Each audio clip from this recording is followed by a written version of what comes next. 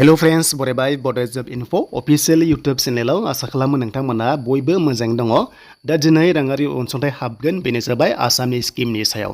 दा गोबांथार कमेन्ट्स खालामदों जे दाखालिनो हाबनो गोनांमोन नाथाय मानो हाबासै। स' बिनि सायाव नोंथांमोना डिटेल्सखौ गारदोंमन नाथाय खायसे भिडिअ नायाखै नालाय दा बेखायनो एसे गोनो गोथो जागासिनो दङ। दा बाथ्रा जाबाय स्किमा बेनो आसामनि पेन्सन स्किम एबा सेन्ट्रेल स्किम प्लास नोंथांमोननि अरुणोदय स्किम। दा बिनि सायाव बिग आपडेट लाबोदों प्लास गोदान माब्ला जागोन आरो नोंथांमोना मानो आधार कार्ड पेन कार्ड को आपलोड खालामनांगौ आरो खालामनाङा लिंक बोरै खालामनांगौ। दा जोङो फार्स्टआवनो अरुणोदयनि सायाव डिसकास खालामसै बेनो जाबाय नोंथांमोननि राङा 1250 दाखालि हाबासै। थ' बेखायनो नोंथांमोना आधार कार्डजों बेंक एकाउन्टजों खायसे लिंक खालामाबाबो माने हाबा। नाथाय गुबै बाथ्रा जाबाय दाखालि अफिस बन्दमोन बेखायनो दाखालि रांखौ सोआखै। स' दिनैसो सोगोन दिनैहाय 2 आगस्ट अफिस खुला नोंथांमोना अफिस टाइम जानाय लोगो लोगो हाबगोन। बेखायनो आधार कार्डजों बेंक एकाउन्टजों पेन कार्डजों लिंक थाथारनांगोन होमबासो दानि जुगाव गभर्नमेन्टआ डिबिटि हिसाबै रांखौ सोयो।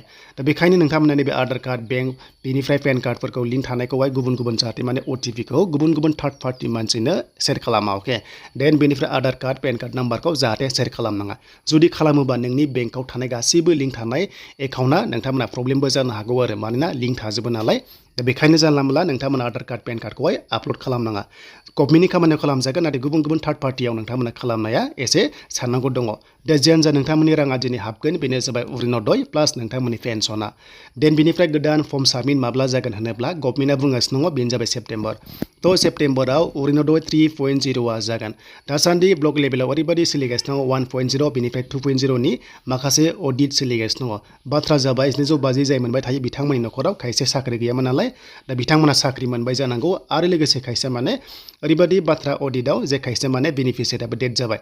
स' बेफोरखौ माखासे काउन्टिं जायो भेरिफिकेसन जायो दा बिथांमोना माने जायफ्रा न'खराव साख्रि मोनबाय नालाय बिथांमोना सारेन्डार खालामो।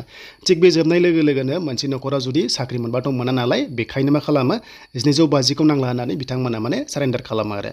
दा बेफोरनि माखासे खामानिया इन्टारनेलि जागासिनो दङ आरो 3.0आ बे गासैबो जोबनाय लोगो लोगो सेप्तेम्बराव गभर्नमेन्टआ जागोन होनना बुंदों आरो जेब्ला जायो फर्म साबमिटखौ नोंथांमोना गाव पन्सायत आरो लोगोसे बिटिसि लेभेलाव नोंथांमोना साबमिट खालामनांगोन आरो बे अनलाइन जानाय नङा। आरो जेब्ला जायो नोंथांमोना अफलाइननि एप्लाइ डेट फैयोबा नोंथांमोना चेनेलाव आपडेट मोनगोन। बेखायनो आंनि चेनेलाव साबस्क्राइब खालामना ला जायफ्रानोखि दासिमबो खालामाखै प्लास नोंथांमोना अक्ट'बर जानाय लोगो लोगो नेक्स्ट 3.0आ रां मोननायनि चान्सआ दङ मानोना लन्चखौ खालामदोंमोन। देन जायखिजाया दानि 10 तारिखआव 10 डेटआव नोंथांमोननि राङा हाबनाय जायो। स' बेखायनो दिनै हाबसिगोन मानोना दाखालि अफिस बन्दमोन बेखायनो दिनै हाबसिगोन।